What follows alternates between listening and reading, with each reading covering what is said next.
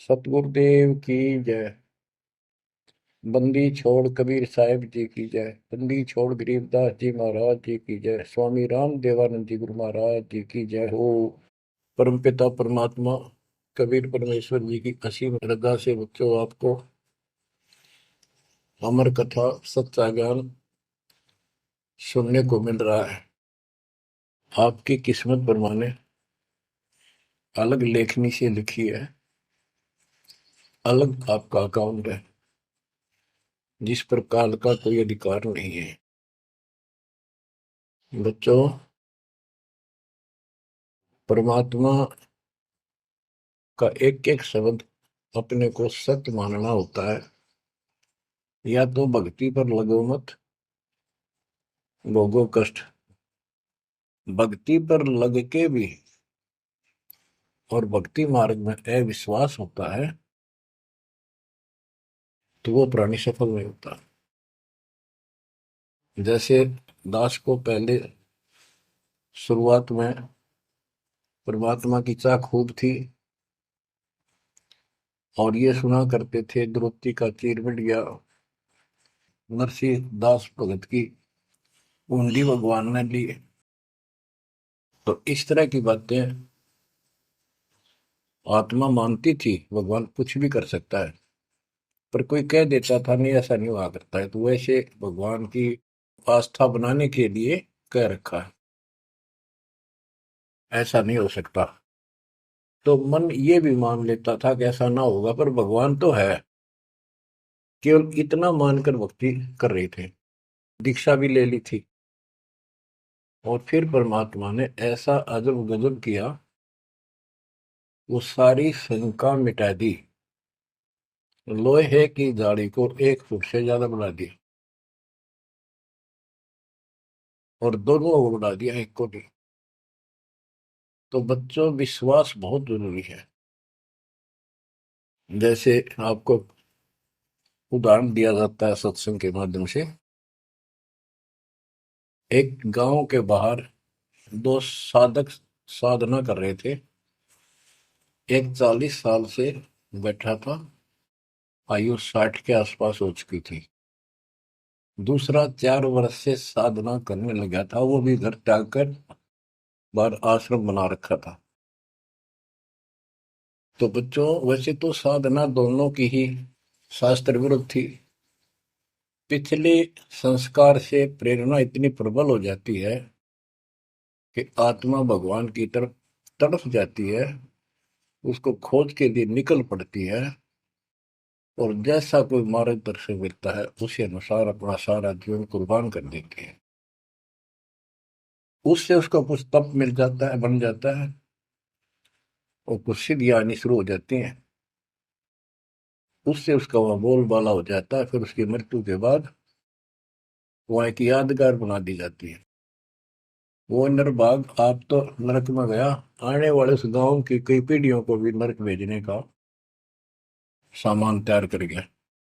आने वाली पीढ़ियां उसी पर मत्था टेक टेक के उस कब्र पे, उसकी मूर्ति पे और अपनी मनोकामना पूर्ण करवाती हैं। होता किसी का कुछ नहीं, पर वह भावना बन जाए, एकाधिका वैसे सूत बैठ जाए, दाव लग जाए स्वाभाविक। जो भक्ति ना करते उनका भी हो जाता है, वो तो उसका संसार होता। और वो नियमित उसका कर देते थे, हम भी ऐसे ही थे। अब बताना चाहता दास, फिर भी विश्वास बहुत काम करता है।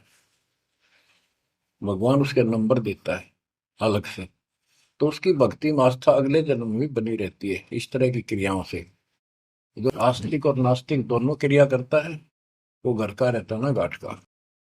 एक देवदूत आया करता था ऊपर से, विष्णु जी के लोक से। और वो आकर के उन दोनों भक्तों से काफी देर तक चर्चा परमात्मा की करता था, प्रश्न करते रहते थे भगवान ठीक है, वहां की व्यवस्था कैसी है। तो वो दोनों, ये देवदूत दोनों भक्तों के पास घंटों बैठ कर जाया करता था।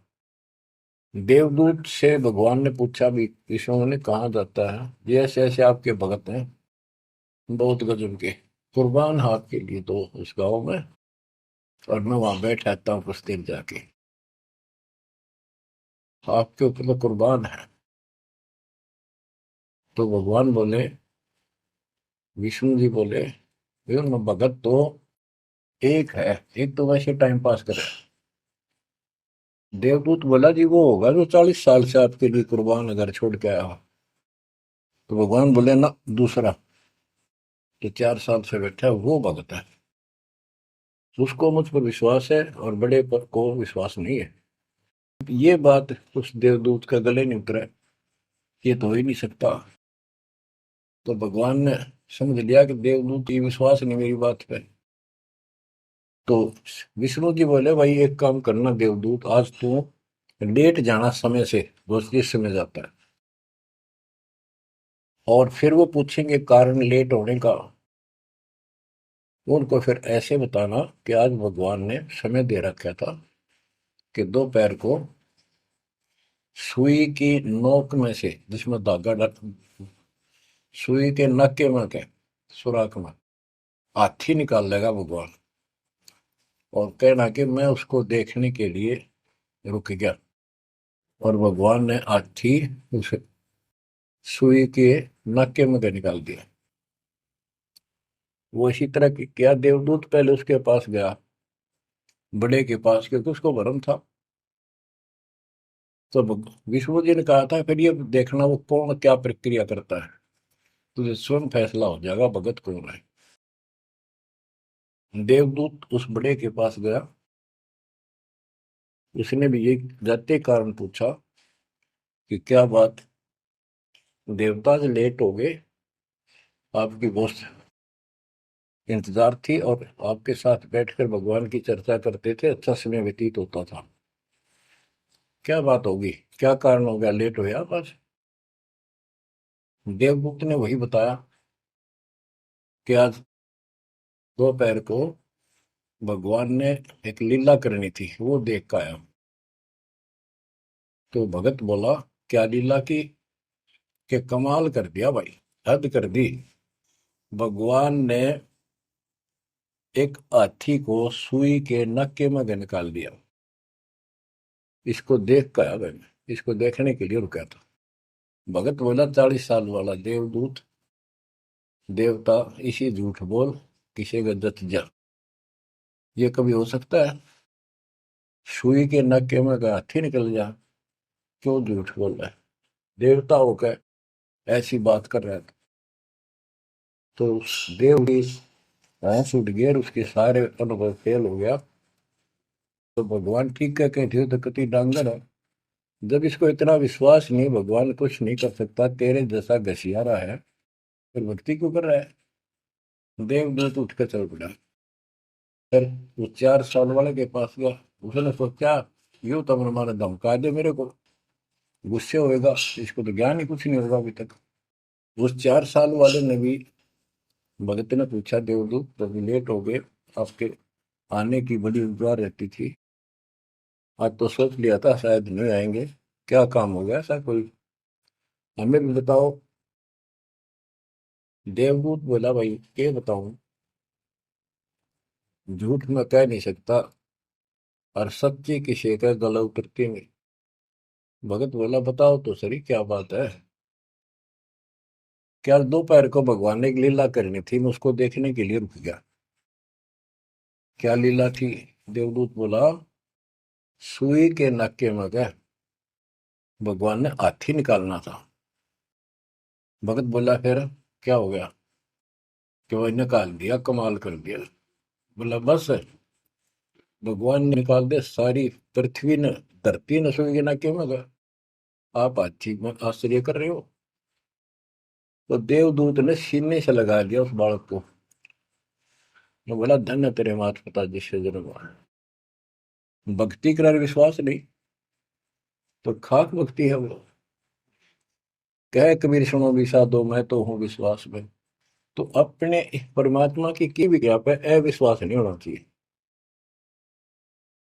और ये धीरे धीरे आपके साथ भी परमात्मा ऐसी लीला करते रहेंगे, और कर भी दी होगी, और ना भी हो तो इतने सारे प्रमाण दिए जाते हैं, विश्वास कर लेना,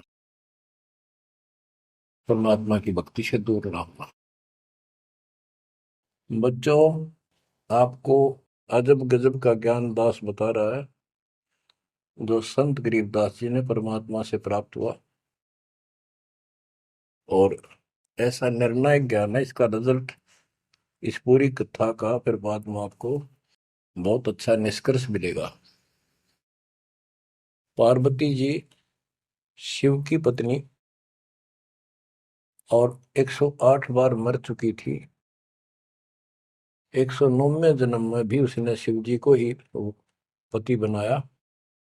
ये संस्कार था उनका। नारद मुनि ने एक दिन आके पार्वती जी को समझाया कि हे माता, भगवान शंकर जी के पास एक ऐसा मंत्र है जो आपको बता देना, उस नाम के जाप से आप अमर हो जाओगे। अन्यथा आप 108 बार मर चुके हो, और वो भगवान उसकी प्रमाण के लिए आपके शरों की खोपड़ी की माला बना रखी है। 108 है गिन दिए। पार्वती जी बोली, भाई नारद बिल्कुल सही है, 108 है। मैं पूछती हूँ ये किसके के यू क्या है, तो वो टाल मटोल कर जाते हैं। तो हे माता, आपका जन्म मरण मिट जाएगा। तो वो बोली, भाई ये मेरे बात समझ में नहीं आती कि शिव महाराज जी मेरे से कुछ नहीं छुपाते, और इसने ये कैसे छुपा रखा मंत्र मेरे से बहुत प्यार करते हैं। और बताते हैं तेरी मृत्यु के बाद मैं बहुत रोता था। तो नारद जी ने कहा, माता अभी तक आप उनको पति मानती हो, जिस दिन परमात्मा रूप देखोगी और उनको एक गुरु रूप में नम्र भाव से प्रश्न करोगी, कति अति नम्र होकर, तब ये गुप्त मंत्र आपको बताएगा। ये मंत्र शिव जी ने किसी को नहीं दिया आज तक, क्योंकि ऐसा किसी का लक है नहीं, ऐसा भाव किसी का है नहीं। तो आपको वो भाव बनाना पड़ेगा जिससे वो आपको अमर मंत्र दे दे। नारद कह के चला गया। पार्वती को बेचैनी होगी माता जी को। शिव जी जब घर आए और दिनों तो वो दूसरे ढंग से बात करा करती, क्योंकि पत्नी बराबर का हकदार होती है, हिस्सेदार होती है। उस दिन चरणों में लेट गई, दंडोत प्रणाम किया और चरण पकड़ के रोने लगी और कहने लगी, हे भगवान, मुझसे ऐसी कौन सी गलती बन गई कि आपने मेरे से वो अनमोल मंत्र छुपा रखा है। हे भगवान, मैं 108 बार मरी, क्या आप दुखी नहीं हुए होगे? मुझे वो नाम बता दे जिससे मेरा जन्म मरण मिट जाए। अब शिव जी उसके मुंह की तरफ देख रहा है, पार्वती की सारी आओ भाव को समझ रहा है। कहने लगा, पार्वती आज तेरे को कौन सा भगवान आत्मा मिल गया जिसने तेरी बुद्धि बदल दी? ये तेरी बुद्धि का ज्ञान नहीं है, तेरे को तो मैं जानता हूँ। ये बात तेरे मन में भी नहीं आती थी। मैंने कोशिश भी की, भक्ति किया करो। आप कह देती थी, आप भगवान हो, मुझे क्या जरूरत है, मैं भगवान के साथ हूँ, मैं उनकी अर्धांगिनी हूँ। तब पार्वती जी ने बताया कि नारद जी आए थे, उन्होंने मुझे ये सब बताया। तो भगवान शंकर बोले, पार्वती सुन ले, जितनी बार तू मरी मेरा पागल जैसा हाल हो जाया करता था। एक बार तो राजा दक्ष के यज्ञ में जलकर मरी, तेरे अस्थि पिंजर को उठाए मैं 10,000 वर्ष तक घूमता रहा था, तो आप कंधे पर रख के और पार्वती पार्वती करता हूँ। वो तो एक सुदर्शन चक्कर आया, उसने काट के तेरे टुकड़े कर दिए शरीर के। जब मैं ठगा सा रह गया, मेरे हाथ कुछ नहीं बचा, फिर तेरा जन्म हो गया, शादी फिर होगी। वह भूल पड़ी। ये मंत्र ऐसा अजब गजब है, ये आम व्यक्ति को नहीं बता जा सकता। भगवान शंकर जी ने कहा कि अब तेरी आत्मा सच्चे दिल से डिमांड कर रही है, अब मैं तुझे यू नाम दूंगा। गरीबदास जी बताते हैं कि जैसे सीप एक जानवर होता है, शंखला सा, जैसे एक शंख होते हैं इस टाइप के मजबूत शरीर का, और उसको सीप बोलते हैं, सीप। वह सीप जो है गर्मी हो जाती है जब उसको अंदर पानी की डिमांड होती है, मोती बनाने के लिए उसमें प्रेरणा होती है, जैसे पशु में गर्भ धारने की होती है। उस समय सीप समुद्र के ऊपर आ जाती है, ऊपर बादल गरज रहे होते हैं, यदि उसका मुख खुला हो और बारिश की एक बूंद भी उसके मुख में चली जा तो उससे मोती बनना शुरू हो जाता है। उस बूंद को लेकर सिप वापस समुद्र में गोता लगा जाती है, उसमें मोती बन जाता है।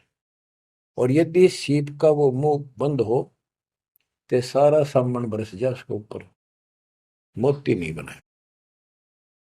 तो पार्वती को समझाया कि अब तेरी सीप का आत्मा का मुंह खुल चुका है, अब मैं यो नाम दूंगा, असर करेगा। और पहले तेरी सीप आत्मा का मुंह बंद था, इसलिए ये उन्मोद मंत्र ऐसे व्यर्थ नहीं कर सकता था। फिर कहा कि चलो, सुबह सुबह एकांत स्थान पर पहुंच गए। वहां एक सूखा वृक्ष था, पत्ते भी नहीं थे, उसके नीचे बैठ गए। और बच्चों वहां पर दोनों हाथों की ताली बजाई तो आसपास के पक्षी उड़कर भाज गए, इतना शोर हुआ। और जो अंडे थे वो बच्चे बढ़कर उड़ गए। उसी वृक्ष की खोगड़ में एक खोखले स्थान पर तोते के अंडे थे। वो जो अंडे थे, उस स्वस्थ अंडे तो बच्चे बढ़कर उड़ गए, अस्वस्थ था एक अंडा, कति खराब हो गया था, गंदा हो गया था, वो वहीं रह गया। भगवान शंकर को पता नहीं था कि इसमें कोई तोते के बच्चे भी हैं, अंडे भी हैं। उनको मालूम था कि अंडे भी होंगे तो बच्चे बनकर जा चुके होंगे। अब बच्चों, बहुत सी कहानी इस एक ही कथा से आपको समझ में आएगी। जैसे ये क्या करते हैं, भक्ति ना करके मृत्यु के प्राप्त हो जाते हैं, फिर क्या करते हैं, अस्थियों को उठाते हैं, जड़ी हुई हड्डियों को, उनको उठाकर गंगा में बहा के आते हैं। उनका उद्देश्य तो ये होता है कि इसको इतने गहरे पानी में डाल दे कि जो व्यक्ति मर जाता है, स्त्री या पुरुष, जब वो प्रेत बन जाता है तो अपने घर आता है। घर में वो अपने बॉडी को खोजता है, फिर वो जाता है शमशान घाट पे। उसको एहसास होता है कि ताजा ताजा जो फूके गए हैं ये तेरी हड्डी है। उन हड्डियों को अपनी मान कर उनके चिपक जाता है भूत, और फिर कभी घर और कभी उन हड्डियों के पास वहां चक्कर काटता रहता है और परिवार वालों को तंग करता है। तो क्या कर, इसीलिए उसको उन हड्डियों समेत उठाकर उसने इसी जगह डालते हैं, उसको भेदना नहीं लगता, और वो भटक भटक के चला जाता है। तो बच्चों, अब हमने न तो ये क्रिया करनी, क्योंकि हम भूत बनाए को नहीं, हमारी सच्ची भक्ति है, और उससे कोई समाधान नहीं हो जाता। तो इसी प्रकार तो दास बताना चाहता है कि मरने के बाद भी उन हड्डियों को भी वो जीव अपना मान रहा था कि मेरी है, उनके चिपक जाता है। सत साहिब जी, इस वीडियो के बनाने का उद्देश्य हमारा किसी को भी नीचा दिखाना व किसी की भावनाओं को ठेस पहुंचाने का नहीं है। इस वीडियो के बनाने का उद्देश्य हमारा परम पिता कबीर साहिब जी का ज्ञान जन जन तक पहुंचाना है। तो आइए देखते हैं जगत गुरु तत्वदर्शी संत रामपाल जी महाराज जी द्वारा लिखी गई पुस्तक हिंदू साहिब बाण नहीं समझे गीता वेद पुराण, पेज नंबर 183 से। पवित्र गीता वेदों व पुराणों में भी पितृ व भूत पूजा मोक्षदायक नहीं बताई है। प्रमाण: हिंदू श्रद्धालु श्राद्ध करते तथा करवाते हैं, जबकि गीता अध्याय 9 श्लोक 25 में कहा है कि जो पितरों की पूजा करते हैं वे पितरों को प्राप्त होंगे, यानी पितृ योनि प्राप्त करके पितृलोक में जाएंगे, मोक्ष नहीं होगा। जो भूत पूजते हैं वे भूतों को प्राप्त होंगे, यानी भूत बनेंगे। श्राद्ध करना पितृ पूजा तथा भूत पूजा है। 13वीं क्रिया करना, वर्षी क्रिया करना, शमशान घाट से शेष बची हड्डियों के अवशेष उठाकर गंगा में परवाह करना व पुरोहितों से परवाह करवाना आदि आदि सब पितृ तथा भूत पूजा है, जिससे मोक्ष नहीं दुर्गति प्राप्त होती है, जिससे जिम्मेदार श्री कृष्ण जी के वकील जी हैं। यह भी कहते हैं कि श्राद्ध कर्म तो भगवान रामचंद्र जी ने वनवास के दौरान भी अपने पिता श्री दशरथ जी का किया था। सीता जी ने अपने हाथों से भोजन बनाया था। जब ब्राह्मण श्राद्ध का भोजन खा रहे थे, उसी पंक्ति में सीता जी ने अपने सब सूर दशरथ जी को भोजन खाते आंखों देखा। सीता ने घूंघट निकाला और श्री रामचंद्र को बताया। दशरथ जी स्वर्ग से श्राद्ध खाने आए थे, इसलिए श्राद्ध कर्म करना चाहिए। दास यानी लेखक का उत्तर, उन्होंने यानी शास्त्र विधि त्याग कर मनमाना आचरण करने व करवाने वालों ने ही दशरथ जैसी नेक आत्मा को गलत साधना करने के लिए प्रेरित करके भूत व पितृ बनवाया। फिर वह श्राद्ध ही खाएगा, उसे स्वर्ग के पकवान कहाँ से मिलेंगे या मोक्ष कहाँ से मिलेगा। गीता में चारों वेदों वाला ज्ञान संक्षिप्त में कहा है। गीता अध्याय 9 श्लोक 25 में श्राद्ध व पिंड आदि कर्म कांड को गलत कहा है। मार्कंडेय पुराण में भी प्रमाण है कि वेदों में पितृ पूजा, भूत पूजा यानी श्राद्ध करना अविद्या यानी मूर्खों का कार्य बताया है। पेश है प्रमाण के लिए गीता अध्याय 9 श्लोक 25 की फोटोकॉपी। यह अनुवाद श्री जयदयाल गोविंदका का किया हुआ गीता प्रेस गोरखपुर से प्रकाशित है। इसमें लिखा है कि इसलिए मेरे भक्तों का पुनर्जन्म नहीं होता। यह गलत लिखा है। प्रथम तो मूल पाठ में ऐसा कोई शब्द नहीं है जिसका अर्थ यह बनता हो। दूसरे, गीता ज्ञान देने वाले ने गीता अध्याय 2 श्लोक 12, गीता अध्याय 4 श्लोक 5, गीता अध्याय 10 श्लोक 2 में स्पष्ट किया है कि मेरा पुनर्जन्म होता है, बार बार जन्मता मरता हूँ। जब गीता ज्ञानदाता स्वयं जन्मता मरता है तो पुजारी का जन्म मरण कैसे समाप्त हो सकता है। श्री कृष्ण के वकील साहिबानों यानी हिंदू धर्मगुरुओं ने जनता को झूठा ज्ञान बताकर भ्रमित कर रखा है। अनमोल मानव जन्म बर्बाद करवा रहे हैं। Page number 184। श्राद्ध पिंडदान गीता अनुसार कैसा है। आप यानी श्री कृष्ण जी के वकील श्राद्ध व पिंडदान करते तथा करवाते हो। गीता अध्याय 9 श्लोक 25 में स्पष्ट किया है कि भूत पूजने वाले भूतों को प्राप्त होंगे। श्राद्ध करना, पिंडदान करना यह भूत पूजा है, यह व्यर्थ साधना है। पुराणों में कुछ वेद ज्ञान है।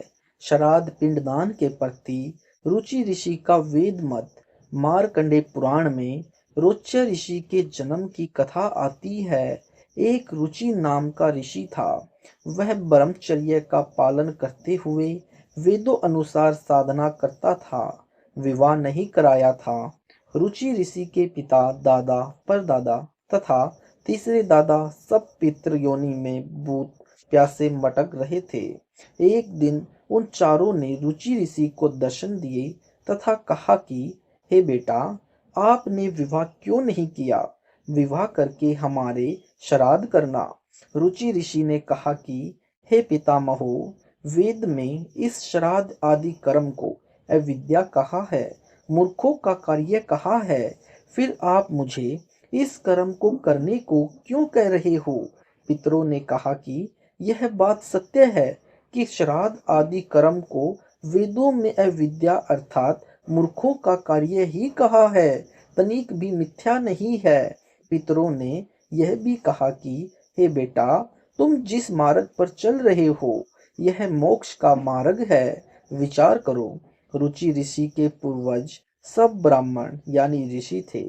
वेद पढ़ते थे, कर्म कांड वेद विरुद्ध करते थे, जिस कारण से प्रेत योनि में गिरे। उन्होंने वेद तो पढ़ रखे थे, इसलिए स्वीकारा कि वेद में ऐसा ही कहा है। फिर उन पितरों ने वेद विरुद्ध ज्ञान बताकर रुचि ऋषि को भ्रमित कर दिया, क्योंकि मोह भी अज्ञान की जड़ है। मार्कंडेय पुराण के प्रकरण से सिद्ध हुआ कि वेदों में तथा वेदों के ही संक्षिप्त रूप गीता में श्राद्ध पिंडोत्तक आदि भूत पूजा के क्रम को निषेध बताया है, नहीं करना चाहिए। उन मूर्ख ऋषियों ने अपने पुत्र को भी श्राद्ध करने के लिए विवश किया। उसने विवाह कराया, उससे रोच्य ऋषि का जन्म हुआ। बेटा भी पाप का भागी बना दिया, पितर बना दिया। आश्चर्य की बात तो यह है कि रुचि ऋषि के पितरों ने कहा कि बेटा, तुम जिस मार्ग पर चल रहे हो वह मोक्ष का मार्ग है। फिर भी रुचि को भ्रमित किया कि पितृ पूज और पितर बन। करवा दुर्गति जैसे उन पितरों की हो रही थी। रुचि सही मार्ग पर था, उसे भी नरक का बागी बना लिया। ऐसे कर्म हैं इन हिंदू धर्म गुरुओं की। धिक्कार है ऐसे लोगों को जो मानव जाति को भ्रमित करके उनका अनमोल मानव जीवन नष्ट करवा रहे हैं, स्वयं भी दुर्गति को प्राप्त हो रहे हैं। पेश है प्रमाण के लिए संक्षिप्त मार्कंडेय पुराण के अध्याय रोच्यम मनु की उत्पत्ति कथा से संबंधित प्रकरण की फोटो कॉपी। Page number 186। आन उपासना करना व्यर्थ है। हिंदू धर्म गुरुजन मूर्ति पूजा करने की राय देते हैं। यह काल ब्रह्म द्वारा दिया गलत ज्ञान है जो वेदों व गीता के विरुद्ध साधना होने से व्यर्थ है। सूक्ष्म वेद में कबीर परमेश्वर जी ने आन उपासना निषेध बताया है। उपासना का अर्थ है अपने इष्ट देव के निकट जाना, यानी इष्ट को प्राप्त करने के लिए की जाने वाली तड़फ। दूसरे शब्दों में पूजा करना। आन उपासना वह पूजा है जो शास्त्रों में वर्णित नहीं है। मूर्ति पूजा आन उपासना है। इस विषय पर सूक्ष्म वेद में कबीर साहिब जी ने इस प्रकार स्पष्ट किया है कि कबीर, पत्थर पूजे हरि मिले तो मैं पूजूं पहाड़, ताते तो चक्की भली पीस खाए संसार। वेद पढ़े पर भेद न जाने, बाचे पुराण 18, पत्थर की पूजा करें बोले सृजनहारा। Page number 187। शब्दार्थ। किसी देव की पत्थर की मूर्ति बनाकर उसकी पूजा करते हैं जो शास्त्र विरुद्ध है, जिससे कुछ लाभ नहीं होता। कबीर परमेश्वर जी ने कहा है कि यदि एक छोटे पत्थर यानी देव की प्रतिमा के पूजने से परमात्मा प्राप्ति होती है तो मैं तो पहाड़ की पूजा कर लूं ताकि शीघ्र मोक्ष मिले। परंतु यह मूर्ति पूजा व्यर्थ है। इस यानी मूर्ति वाले पत्थर से तो घर में रखी आटा पीसने वाली पत्थर की चक्की भी लाभदायक है, जिससे कणक पीसकर आटा बनाकर सब भोजन बनाकर खा रहे हैं। वेदों व पुराणों का यथार्थ ज्ञान न होने के कारण हिंदू धर्म के धर्म गुरु पढ़ते हैं वेद पुराण व गीता, परंतु पूजा मनमाना आचरण करके तथा करवाते हैं। पत्थर की मूर्ति व शिवलिंग बनवाकर पूजा करते तथा अनुयायियों से करवाते हैं। इनको सृजनहार यानी परम अक्षर ब्रह्म का ज्ञान ही नहीं है।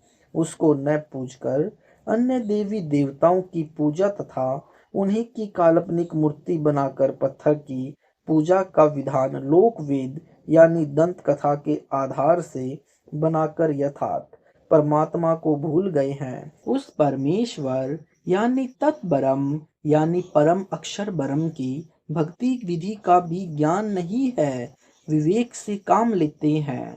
परमात्मा कबीर जी ने समझाने की कोशिश की है कि आप जी को आम का फल खाने की इच्छा हुई। किसी ने आपको बताया कि यह पत्थर की मूर्ति आम के फल की है। आम के फल के ढेर सारे गुण बताए। आप जी उस आम के फल के गुण तो उसको खाकर प्राप्त कर सकते हैं जो आम की पूर्ति पत्थर की बनी है, उससे आम वाला लाभ नहीं कर सकते। आप जी को आम का फल चाहिए। उसकी यथार्थ विधि है कि पहले मजदूरी नौकरी करके धन प्राप्त करो, फिर बाजार में जाकर आम के फल विक्रेता को खोजो, फिर वह वांछित वस्तु मिलेगी। इसी प्रकार जिस भी देव के गुणों से प्रभावित होकर उससे लाभ लेने के लिए आप प्रयत्नशील हैं, उससे लाभ की प्राप्ति उसकी मूर्ति से नहीं हो सकती। उसकी विधि शास्त्रों में वर्णित है, वह अपनाएं तथा मजदूरी यानी साधना करके भक्ति धन संग्रह करें। फिर वृक्ष की शाखा रूपी देव आप जी को मन वांछित फल आपके भक्ति कर्म के आधार से देंगे। अन्य उदाहरण, किसी संत यानी बाबा से उसके अनुयायियों को बहुत सारे लाभ हुआ करते थे। श्रद्धालु अपनी समस्या बाबा यानी गुरु जी को बताते थे। गुरु जी उस कष्ट के निवारण की युक्ति बताते थे। अनुयायियों को लाभ होता था। उस बाबा की मृत्यु के पश्चात श्रद्धालुओं ने श्रद्धावश उस महात्मा की पत्थर की मूर्ति बनाकर मंदिर बनवाकर उसमें स्थापित कर दी। Page number 188। फिर उसकी पूजा प्रारंभ कर दी। उस मूर्ति को भोजन बनाकर भोग लगाने लगे। उसी के सामने अपने संकट निवारण की प्रार्थना करने लगे। उस मूर्ति में प्राण प्रतिष्ठित करने का भी आयोजन करते हैं। यह अंधश्रद्धा भक्ति है जो मानव जीवन की नाशक है। विचार करें, एक डॉक्टर था। जो भी रोगी उसके उपचार करवाता था वह स्वस्थ हो जाता था। डॉक्टर रोगी को रोग बताता था और उसके उपचार के लिए औषधि देकर औषधि के सेवन की विधि बताता था। साथ में किन वस्तुओं का सेवन करें किन का न करें सब हिदायत देता था। इस प्रकार उपचार से रोगी स्वस्थ हो जाते थे, जिस कारण से वह डॉक्टर उस क्षेत्र के व्यक्तियों में आदरणीय बना था। उसकी प्रसिद्धि दूर दूर तक थी। यदि उस डॉक्टर की मृत्यु के पश्चात उसकी पत्थर की मूर्ति बनवाकर मंदिर बनाकर प्राण प्रतिष्ठित करवाकर स्थापित कर दी जाए, फिर उसके सामने रोगी खड़ा होकर अपने रोग के उपचार के लिए प्रार्थना करे, तो क्या वह पत्थर बोलेगा? क्या पहले जीवित रहते ही तरह औषधि सेवन विधि तथा परहेज बताएगा? नहीं, बिल्कुल भी नहीं। उन रोगियों से उसी जैसा अनुभवी डॉक्टर खोजना होगा जो जीवित हो। पत्थर की मूर्ति से उपचार की इच्छा करने वाले अपने जीवन के साथ धोखा करेंगे। वे बिल्कुल बोले या बालक बुद्धि के हो सकते हैं। एक बात और विशेष विचारणीय है कि जो व्यक्ति कहते हैं कि मूर्ति में प्राण प्रतिष्ठित कर देने से मूर्ति सजीव मानी जाती है, यदि मूर्ति में प्राण यानी जीवन समास डाल दिए हैं तो उसे आपके साथ बातें भी करनी चाहिए, भ्रमण के लिए भी जाना चाहिए, भोजन भी खाना चाहिए। ऐसा प्राण प्रतिष्ठित कोई भी मूर्ति नहीं करती। इससे सिद्ध हुआ कि यह अंधश्रद्धा भक्ति के अतिरिक्त कुछ भी नहीं है। शिवलिंग पूजा जो अपने धर्मगुरुओं द्वारा बताई गई धार्मिक साधना कर रहे हैं, वे पूर्ण रूप से संतुष्ट हैं कि यह साधना सही है, इसलिए वे अंधविश्वास किए हुए हैं। इस शिवलिंग पर प्रकाश डालते हुए मुझे अत्यंत दुख व शर्म का एहसास हो रहा है, परंतु अंधविश्वास को समाप्त करने के लिए प्रकाश डालना अनिवार्य तथा मजबूरी है।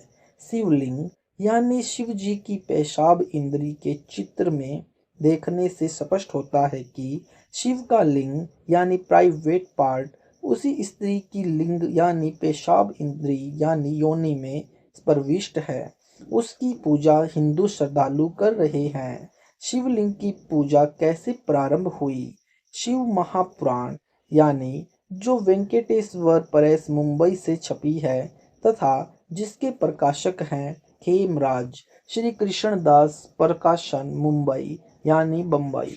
हिंदी टीकाकर यानी अनुवादक हैं विद्यावारिधि पंडित ज्वाला प्रसाद जी मिश्र। यानी भाग 1 में विदेश्वर संहिता अध्याय 5 पृष्ठ 11 पर नंद किशोर यानी शिव के वाहन ने बताया कि शिवलिंग की पूजा कैसे प्रारंभ हुई। Page number 189। विदेश्वर संहिता अध्याय 5 श्लोक 27-30। पूर्व काल में जो पहला कल्प जो लोक में विख्यात है, उस समय महात्मा ब्रह्मा और विष्णु का परस्पर युद्ध हुआ। उनके मान को दूर करने को उनके बीच में उन निष्फल परमात्मा ने स्तंभ रूप अपना स्वरूप दिखाया। तब जगत के हित की इच्छा से निर्गुण शिव ने उस तेजोमय स्तंभ से अपने लिंग आकार का स्वरूप दिखाया। उसी दिन से लोक में वह निष्कल शिवजी का लिंग विख्यात हुआ। विदेश्वर संहिता पृष्ठ 18 अध्याय 9 श्लोक 40 से 43।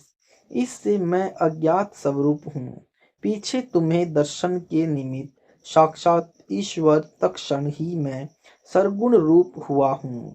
40 मेरे ईश्वर रूप को सकल तव जानो और यह निष्कल सतम ब्रह्म का बोधक है। नंबर 41 लिंग लक्षण होने से यह मेरा लिंग स्वरूप निर्गुण होगा। इस कारण हे पुत्रों, तुम नित्य इसकी अर्चना करना। यह सदा मेरी आत्मा रूप है और मेरी निकटता का कारण है। लिंग और लिंगी के अभेद से यह महत्व नित्य पूजनीय है। अन्य प्रमाण शिवलिंग शिव का जनेन्द्रिय यानी प्राइवेट पार्ट है तथा जिसमें यह प्रविष्ट है वह लिंगी पार्वती की जनेन्द्रिय यानी प्राइवेट पार्ट है। उपरोक्त प्रकाशन की श्री शिव महापुराण के रुद्र संहिता में पृष्ठ नंबर 25 से 28 पर लिंग रूप कारण वर्णन नामक द्वादश अध्याय के श्लोक नंबर 1 से 54 में कहा है कि श्री व्यास जी के शिष्य श्री सूत जी से ऋषियों ने प्रश्न किया कि हे सूत जी, शिवलिंग की पूजा के विषय में जैसा आपने सुना है वैसा बताओ। ऋषि सूत जी बोले कि मैंने जैसा सुना है वैसा सुनो। वैसा कहता हूँ।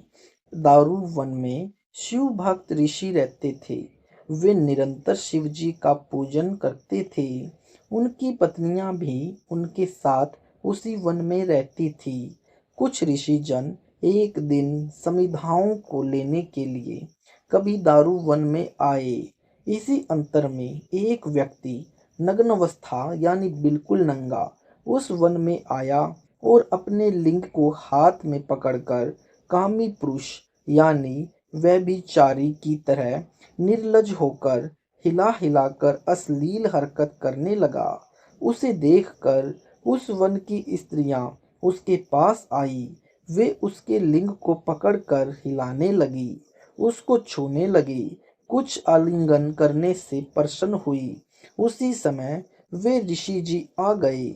उन ऋषियों ने कहा कि तू ऐसा बेशरम कर्म करने वाला कौन है? तेरा लिंग धरती पर गिर जाए। उस समय उसका लिंग भूमि पर गिर गया, जलने लगा, तीनों लोकों में जलता हुआ गया। उसको शांत करने के लिए पार्वती की स्तुति की गई। उससे कहा गया कि आप योनि यानी लिंगी प्राइवेट पार्ट ऑफ वुमेन बन जाओ। पार्वती जी ने योनि रूप धारण किया। उस जलते हुए लिंग को उस योनि में डाला गया, तब वह शांत हुआ। उसके पश्चात उस शिवलिंग की ऐसी मूर्ति जिसमें स्त्री योनि में लिंग प्रविष्ट हो, पत्थर की बनाकर स्थान स्थान पर रखकर पूजा शुरू हो गई। यानी देखो आगे चित्र लिंग व लिंगी का, जिसमें स्पष्ट है यह ऐसा है शिवलिंग। ऐसी बेशरम पूजा भी करते हैं हिंदू। यह तत्व ज्ञान का टोटा है। पेश है शिव पुराण की विदेश्वर संहिता की अध्याय 5 श्लोक 27 से 30 व अध्याय नंबर 9 श्लोक 40 से 43 की फोटोकॉपी कृपया देखें। अन्य प्रमाण लिंग व लिंगी का शिव महापुराण के रुद्र संहिता के अध्याय 12 श्लोक 1 से 54 पृष्ठ नंबर 25 से 28 की फोटोकॉपी पेज नंबर 198।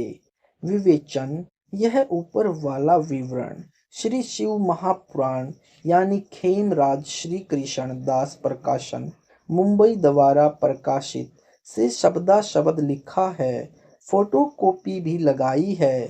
इसमें स्पष्ट है कि काल ब्रह्म ने यानी जो ब्रह्मा विष्णु तथा शिव के पिताजी हैं, जानबूझकर शास्त्र विरुद्ध साधना बताई है, क्योंकि यह नहीं चाहता कि कोई शास्त्रों में वर्णित साधना करे। इसलिए अपने लिंग यानी गुप्तांग यानी अपने प्राइवेट पार्ट को जो पत्थर का था उसको पत्थर की लिंगी यानी स्त्री का गुप्तांग यानी प्राइवेट पार्ट बनाकर उसमें प्रवेश करके उस लिंग यानी वह लिंगी की पूजा करने को कह दिया। पहले तेजो में बहुत बड़ा स्तंभ ब्रह्मा तथा विष्णु के बीच में खड़ा कर दिया। फिर अपने पुत्र शिव के रूप में प्रकट होकर अपनी पत्नी दुर्गा को पार्वती रूप में प्रकट कर दिया और उस तेजोमय स्तंभ को गुप्त कर दिया और अपने लिंग यानी गुप्तांग के आकार की पत्थर की मूर्ति प्रकट की तथा स्त्री के गुप्तांग यानी लिंगी की पत्थर की मूर्ति प्रकट की। उस पत्थर के लिंग को लिंगी यानी स्त्री की योनि में प्रवेश करके ब्रह्मा तथा विष्णु से कहा कि यह लिंग तथा लिंगी अभेद रूप में है, यानी इन दोनों को ऐसे ही रखकर नित्य पूजा करना। अन्य प्रमाण देखी विदेश्वर संहिता के उसी प्रकाशन की फोटोकॉपी में पृष्ठ नंबर 25 से 28 अध्याय 12 श्लोक 1 से 54 में। इसके पश्चात यह बेशरम पूजा सब हिंदुओं में देखा देखी चल रही है। आप मंदिर में शिवलिंग को देखना, उसके चारों ओर स्त्री इंद्री का चित्र है जिसमें शिवलिंग प्रविष्ट दिखाई देता है।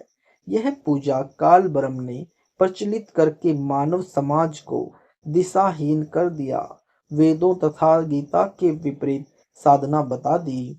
आप जी ने ऊपर शिव पुराण भाग 1 में विदेश्वर संहिता के पृष्ठ 11 पर अध्याय 5 श्लोक 27 से 30 में तथा अध्याय 12 श्लोक 1 से 54 की फोटोकॉपी में पढ़ा कि शिव ने जो तेजोमय स्तंभ खड़ा किया था, फिर उस स्तंभ को गुप्त करके पत्थर को अपने लिंग यानी गुप्तांग का आकार दे दिया तथा एक पत्थर की पार्वती की लिंगी यानी प्राइवेट पार्ट बनाई, उसमें लिंग प्रवेश करके दे दिया और बोला कि इसकी पूजा किया करो। दूसरा प्रमाण, शिव नंगा होकर दारू वन में गया, अपने लिंग को हाथ में पकड़कर कामी पुरुष यानी व्यभिचारी की तरह निर्लज होकर हिला हिलाकर अश्लील हरकत करने लगा।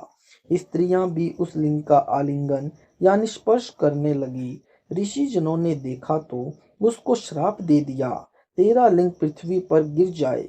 वह लिंग ऋषियों के श्राप से टूटकर भूमि पर गिर गया, जलने लगा। पार्वती ने योनि रूप धारा, उसमें प्रविष्ट होकर शांत हुआ। फिर उसकी पूजा हिंदू साहेबान करने लगे। चेतावनी, वक्त है, अब भी संभल जाओ, नहीं तो मानव जीवन का अवसर हाथ से जाने के पश्चात रोने के अतिरिक्त कुछ नहीं रहेगा। गीता व वेदों का ज्ञान परम अक्षर ब्रह्म का बताया हुआ है, इसलिए वह शास्त्र प्रमाणित होने से लाभदायक है। आप देखिए यह शिवलिंग का चित्र, पेज नंबर 200। इस शिवलिंग की पूजा अंधश्रद्धावन करते हैं, जो शर्म की बात तो है कि परंतु धर्म के विरुद्ध भी है, क्योंकि यह गीता व वेद शास्त्रों में नहीं लिखी है। इसका खंडन सूक्ष्म वेद में इस प्रकार किया है कि यानी संत गरीबदास जी की वाणी, धरे शिवलिंगा बहुविधि रंगा, गाल बजावे गहले, जे लिंग पूजे शिव साहिब मिले, तो पूजो क्यों ना खेले। शब्दार्थ, परमेश्वर कबीर जी ने समझाया है कि तत्व ज्ञानहीन मूर्ति पूजक अपनी साधना को श्रेष्ठ बताने के लिए गहले यानी डीठ व्यक्ति गाल बजाते हैं, यानी व्यर्थ की बातें बड़बड़ाते करते हैं, जिनका कोई शास्त्र आधार नहीं होता। वे जनता को भ्रमित करने के लिए विविध प्रकार के रंग बिरंगे पत्थर के शिवलिंग रखकर अपनी रोजी रोटी चलाते हैं। कबीर जी ने कहा है कि मैं उन्हें बताना चाहता हूँ कि यदि शिवजी के लिंग को पूजने से शिवजी भगवान का लाभ लेना चाहते हो तो आप धोखे में हैं। यदि ऐसी बेशरम साधना करनी है तो खागड़ यानी मेल काऊ के लिंग की पूजा कर लो, जिससे गाय को गर्भ होता है, उससे अमृत दूध मिलता है। हल जोतने के लिए बैल व दूध पीने के लिए गाय उत्पन्न होती है, जो प्रत्यक्ष लाभ दिखाई देता है। आपको पता है कि खागड़ के लिंग से कितना लाभ मिलता है, फिर भी उसकी पूजा नहीं कर सकते, क्योंकि यह बेशर्मी का कार्य है। इससे स्पष्ट है कि आप अंधश्रद्धावानों को यही नहीं पता कि यह पत्थर का बना शिवलिंग वह जिसमें यह प्रविष्ट दिखाया है, यह क्या है। यदि आपको पता होता तो इसको एक आंख भी नहीं देखते। पूजा तो बहुत दूर की कौड़ी है। पेज नंबर 201, प्रश्न 43। गीता का ज्ञान भी काल ब्रह्म ने कहा, जो वेद ज्ञान है। सत्य साधना बताई है, असत्य को निषेध कहा है। यह लिंग पूजा भी काल ब्रह्म ने प्रारंभ की है।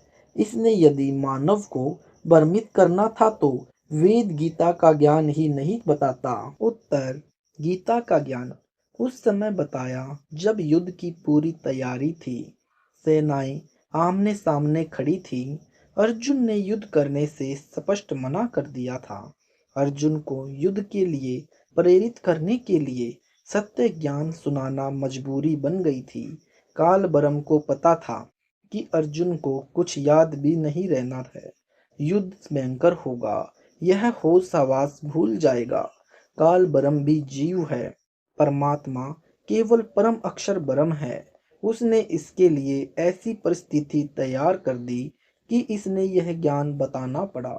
परमेश्वर ने विधान बनाया है कि शब्द यानी बोले गए वचन खंड नहीं होता। युद्ध के कई वर्ष पश्चात व्यास ऋषि की दिव्य दृष्टि खोलकर परमेश्वर यानी परम अक्षर ब्रह्म ने लिखवा दिया। अन्य सब शास्त्र विधि के विपरीत ज्ञान काल की देन है, जो इसका षड्यंत्र है, जो जीवों को भ्रमित करने के लिए वेद ज्ञान परमात्मा ने इसके अंदर अपनी शक्ति से भेजा था। उस समय सब आत्माएं परमात्मा की खोज में लग गई थी। काल ब्रह्म ने सूक्ष्म वेद का परारूप छोटा कर दिया। सत्य पुरुष की पूजा के मंत्र निकाल दिए। वह अधूरा ज्ञान 4 वेदों वाला ब्रह्मा को दिया। उससे आगे सूर्य ऋषि को दिया। फिर अन्य मानव समाज में फैल गया।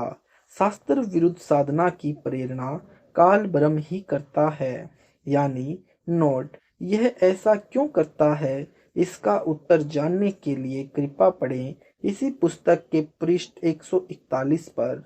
जैसे लिंग यानी शिवलिंग को लिंगी में प्रवेश पत्थर की मूर्ति की पूजा काल ब्रह्म ने प्रारंभ करवाई, इसी प्रकार शास्त्र विधि से भी भ्रमित यही करता है। काल के जाल का अन्य प्रमाण श्री विष्णु पुराण के तृतीय अंश के अध्याय 17 श्लोक 1 से 44 तथा अध्याय 18 श्लोक 1 से 36 में पृष्ठ 125 से 221 पर लिखा है कि देवता तथा दैत्य दोनों ही वैदिक धर्म अनुसार साधना करते थे।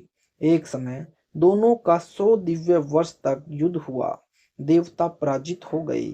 देवताओं ने क्षीर समुद्र के उत्तरीय तट पर जाकर तपस्या की और भगवान विष्णु की आराधना के लिए इस स्तव का गान किया।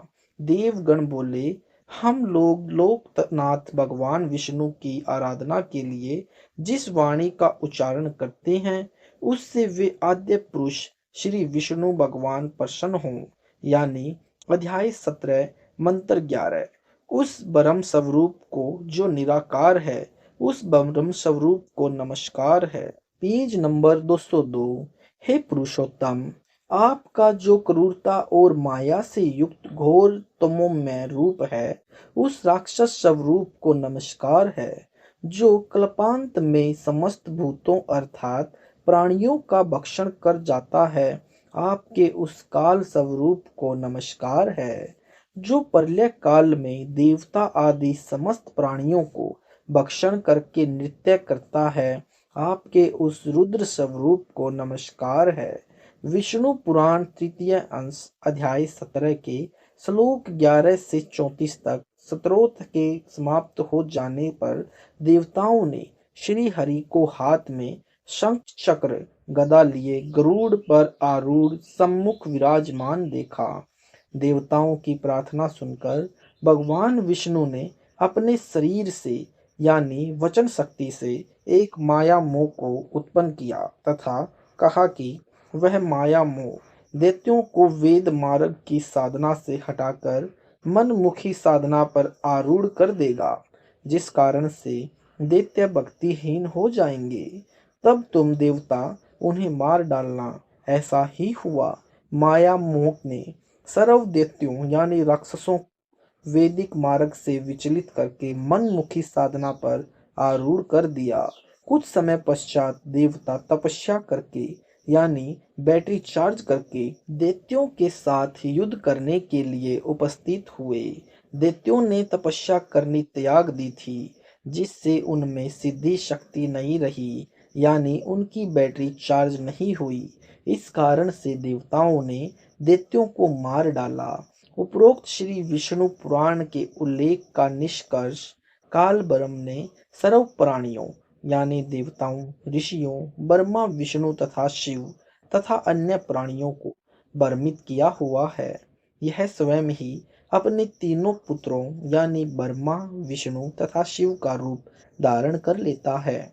उपरोक्त स्तोत्र में देवताओं ने श्री विष्णु की स्तुति करनी चाहिए, लेकिन मगर रहे हैं काल ब्रह्म की।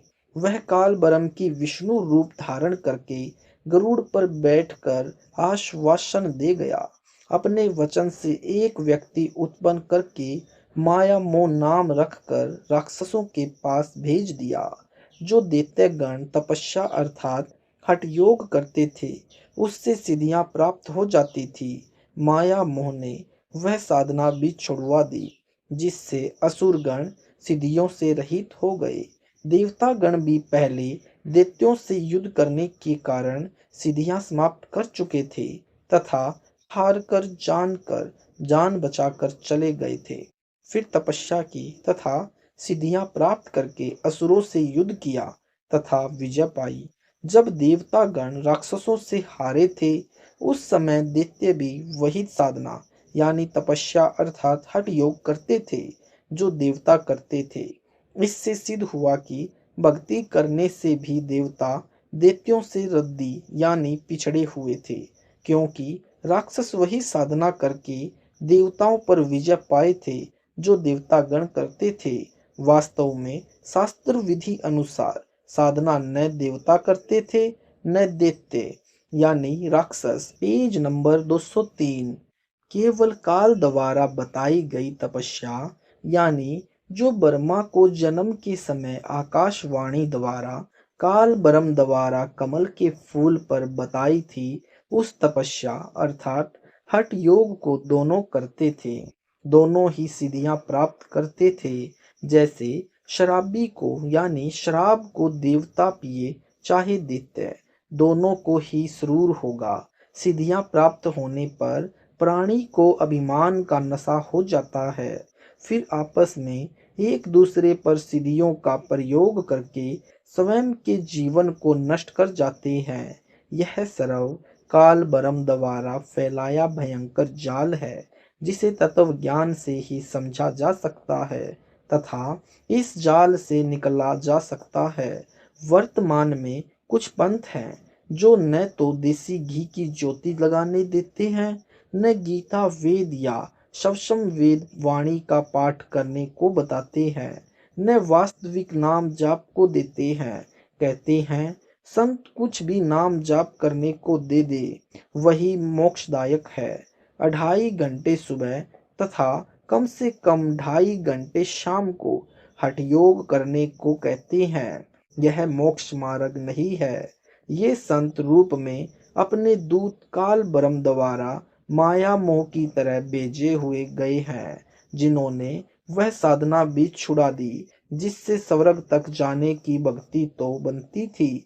जैसे प्रतिदिन गीता वेद या शवसम वेद यानी कबीर वाणी या कबीर जी से परिचित संतों की वाणी। वाणी के पाठ से ज्ञान यज्ञ का फल मिलता है तथा देसी घी की ज्योति से हवन यज्ञ का फल मिलता है। दंडवत प्रणाम से प्रणाम यज्ञ का फल मिलता है। वे नकली पंथ सुना सुनाया सतलोक सतलोक तो कहते हैं, परंतु सतलोक में सतपुरुष निराकार बताते हैं। वहाँ प्रकाश ही प्रकाश है, आनंद ही आनंद है। आत्मा भी उस प्रकाश में ऐसी समा जाती है जैसे समुद्र में बूंद समा जाती है। ऐसा व्यर्थ ज्ञान अनुयायियों को बताकर कहते हैं, चलो सतलोक में, वहाँ आनंद ही आनंद है। विचार करें, किसी लड़की को कोई मूर्ख कहे तेरी सगाई अमुक गांव में कर दी है, वहाँ तेरा पति निराकार है, तेरे पति के घर में प्रकाश ही प्रकाश है, पति साकार नहीं है, वहाँ विवाह करवा कर जा। लड़की वहाँ आनंद ही आनंद है। उस मूर्ख से पूछे कि यदि पति ही साकार नहीं है तो उस कन्या का क्या उत्साह होगा विवाह करने व बिना पति वाले घर जाने का कोई उमंग नहीं हो सकती। ठीक इसी प्रकार जो गुरुजन सत्पुरुष अर्थात परमात्मा को निराकार कहते हैं तथा कहते हैं कि केवल प्रभु का प्रकाश ही देखा जा सकता है, वे भ्रमित कर रहे हैं। उनको कोई ज्ञान नहीं है, उनको परमात्मा प्राप्ति भी नहीं हुई। उनसे कोई पूछे कि तुम कहते हो कि सत्पुरुष यानी अविनाशी परमेश्वर का केवल प्रकाश देखा जा सकता है, क्योंकि सत्पुरुष यानी सच्चा परमेश्वर तो निराकार है। जैसे कोई अंधा कहे कि सूर्य तो निराकार है, उसका केवल प्रकाश ही देखा जा सकता है। सूर्य बिना प्रकाश किसका देखा? जब सूर्य ही निराकार है तो प्रकाश काहे का? इसी प्रकार जो ज्ञान नेत्रहीन संत ऋषि महर्षि परमात्मा को निराकार कहते हैं तथा परमात्मा को सूर्य तुल्य प्रकाशमान कहते हैं तथा परमात्मा का प्रकाश देख सक कहते हैं, वे समनीपात के जवर के रोगी की तरह बरड़ा रहे हैं। उन्हें यही नहीं पता कि वे क्या बोल रहे हैं। वे सर्वकाल ब्रह्म के द्वारा भेजे गए मोह माया जैसे भ्रमित करने वाले दूत हैं, जिन्होंने भोली आत्माओं को उल्टा पाठ पढ़ाकर दिशा भ्रष्ट कर दिया है। सत साहिब जी, यह वीडियो आपको अच्छा लगा है तो इस वीडियो को ज़्यादा से ज़्यादा शेयर करें, लाइक करें, कमेंट करें। ऐसे ही वीडियो देखने के लिए यूट्यूब पर हमारे चैनल सतलोक इन संत रामपाल जी महाराज जी चैनल को सब्सक्राइब जरूर करें। सत साहिब जी।